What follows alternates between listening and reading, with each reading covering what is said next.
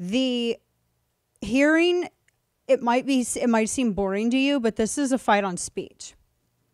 And I've been thinking about this all morning, and especially, and I'll set this up here in a minute and we'll play it, and my thoughts all kind of came together when Senator Stolen Valor, who goes by the name of Richard Blumenthal, when he began conflating the basically opinions he doesn't like with things that are worthy of censorship.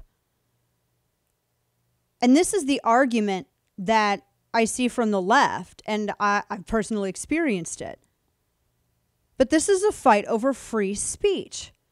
And you may not understand all the terms, and you may not be able to follow like every single story that they're talking about, but that's all irrelevant. You need to listen to the remarks that these senators are making when they're asking these questions of Zuckerberg and Dorsey. And it's just so weird to me. And so here's the other thought that I had about it. Now I'll go with me. I'm just kind of like talking this out because I've been thinking about this all morning. And I still haven't walked this all the way through, and I'm mulling over if I'm going to write about it. Did we create tech, or not tech, but did we create social platforms by way of necessity or entertainment? You say entertainment? I say entertainment. You say entertainment. Steve, do you say entertainment or necessity? What do you think? Entertainment. Rachel, you agree entertainment? We created a social media platform to what? So we could share pictures of each other's sandwiches and take pictures of our friends and post them online and all that stuff, right? Mm-hmm. I remember when Twitter first came around, which was like, when was it, like 20 years ago now? I don't even remember. People have grown up on Twitter. I've grown up on Twitter. But there have been people who've been like teenagers and then they've grown up to be adults with families now on Twitter. And I remember when it first began, because I know some of the people involved. I remember when it first began, it was kind of like it was silly and it wasn't really a big deal. And then now it is part of a company's branding. You have an entire industry that has grown up around the social aspect, basically speaking for companies digitally. And then I think that it wouldn't have gotten as serious had not the consumption habits of people changed, because people don't read newspapers anymore. I mean, newspapers even had to redesign their front page, right? Back in the day, it was just mostly print and big giant headlines and then a subhead and then another subhead. It was ridiculous.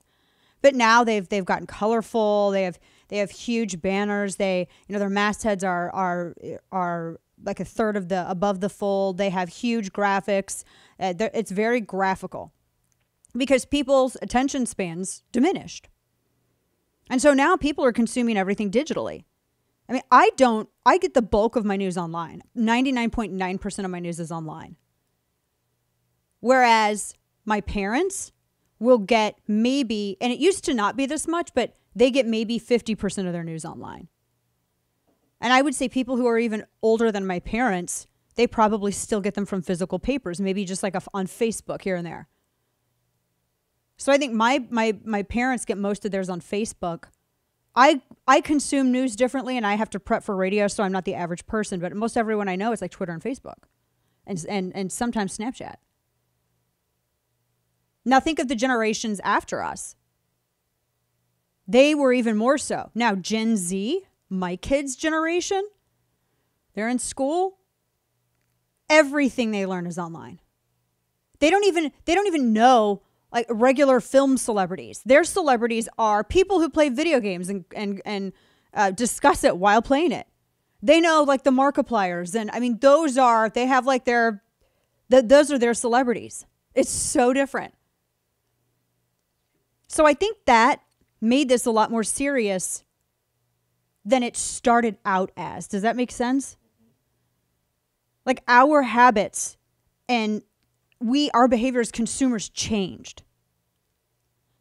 Now, to go back to my question, whether or not was it created for necessity or entertainment? I can't believe we're sitting here having a discussion about Twitter.